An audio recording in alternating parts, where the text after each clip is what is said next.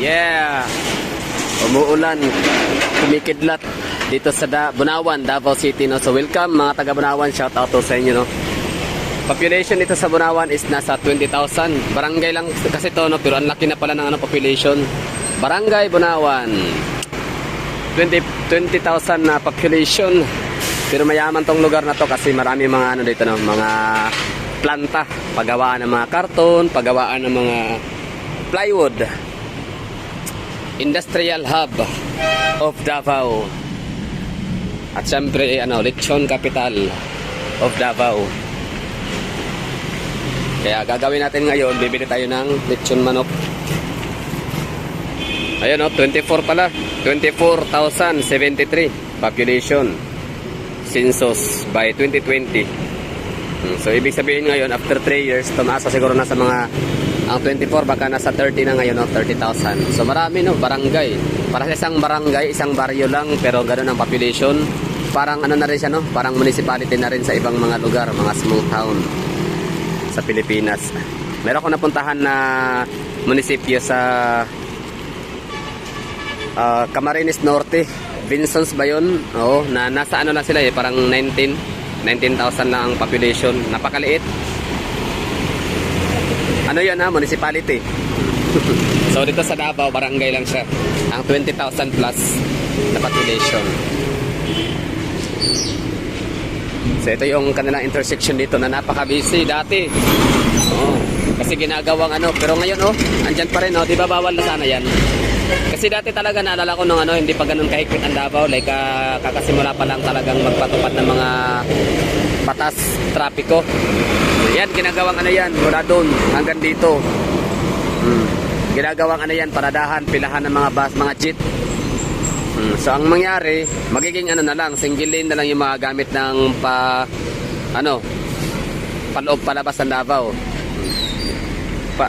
Kumbaga single lane na lang sila kasi yung isang lane doon sa kabila tsaka dito naman ginagawang pilahan, paradahan, no?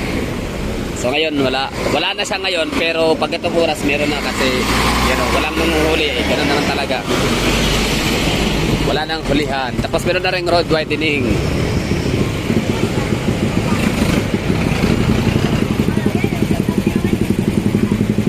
Kami dati pag nagpupunta kami sa Tagum, hindi kami dumadaan doon sa highway sa may Panakan, Tibungko. Dito talaga kami sa may shortcut na to.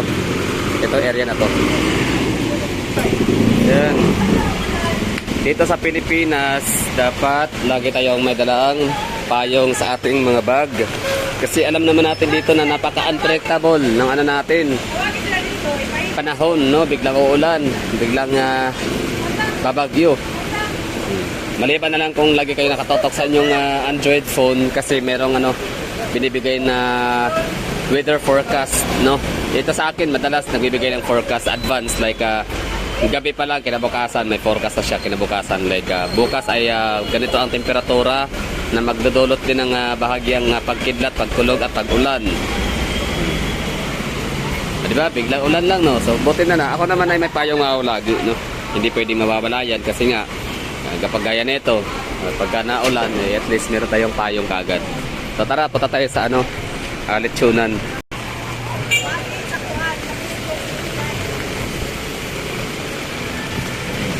Luminis na yung lugar dito. Kumbaga, arrange na, no? Dati kasi, napaka-disorganized ng lugar. Ngayon, ang ganda na ng kalsada nila. Konkreto na lahat. Wala nang mga sidewalk vendor na nakakaharang sa mga sasakyan. Wala na sila display niya.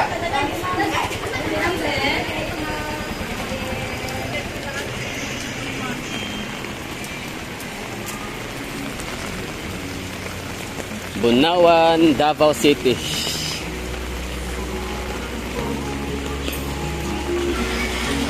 Ang sarap ng lechon manok dito kasi ang mura. 150. Cute na kaila, cute. Hanap tayo.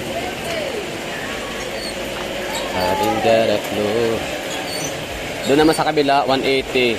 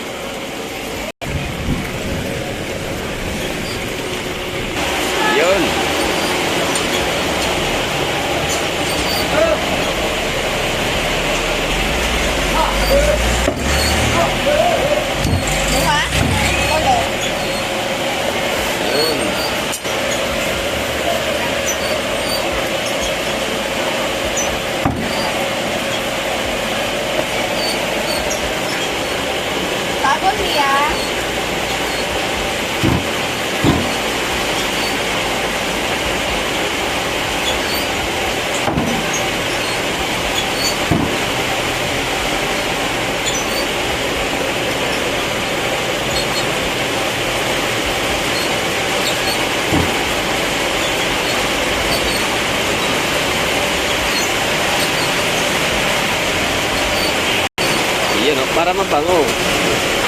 Tapos sili o kalamansi.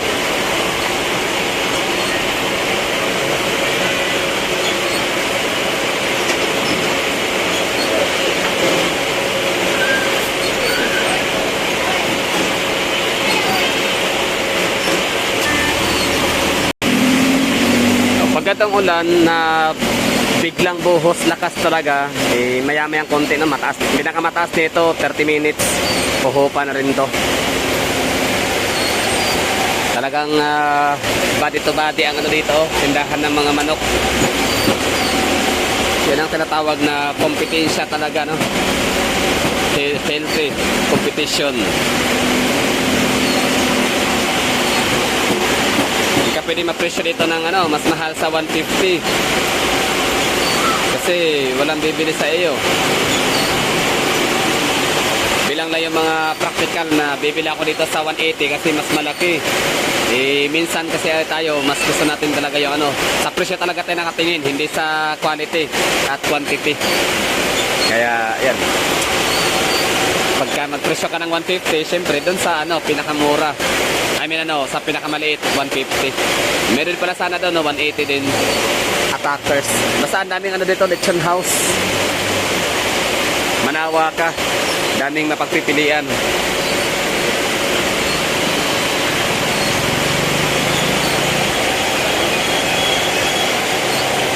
Pero grabe yung kabilaw, sobrang liit, oh. Akala mo, yun, oh, ibon.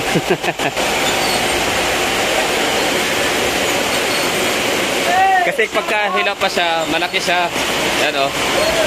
Pero pagka luto na, lumiliit, luminipis.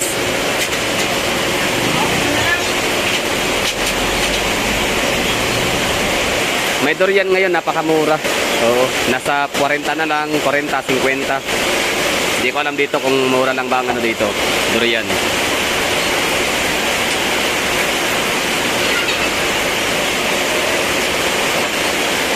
Yung palengke pala dito sa unahan lang, lakad ka lang ng konti. Tapos dati, naalala ko, sabi nung ano, nagrereklamo yung mga taga-palengke ng Bunawan kasi nga, mahal daw yung ano, singil ng ticket sa kanila, yung renta. Tapos, class, ano lang sila, class B, class C.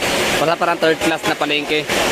Pero, mahal daw yung singil. So, pagka third class or class C daw na palengke, ang ibig sabihin nun, hindi masyadong, ano, binibilhan, no, ng mga tao. Kunti lang yung mga mamimili, tapos mahal daw. So minsan puntahan natin yung palengke na kumustahin natin kung despite ba sa paglubo ng population, eh ganun pa rin ba yung ano, yung kailang classification sa palengke nila. Kasi dati nung natanong ko yun sila, nung napasyal ako dyan mga 2012. So ilang taon na nakalipas, no? 10 years, 11 years na. So baka ngayon ano na sila, first class na yung palengke nila. Doon lang siguro, maraming salamat at mag-aabang na ako ng sasakyan pauwi. Ingat at maraming salamat sa panonood.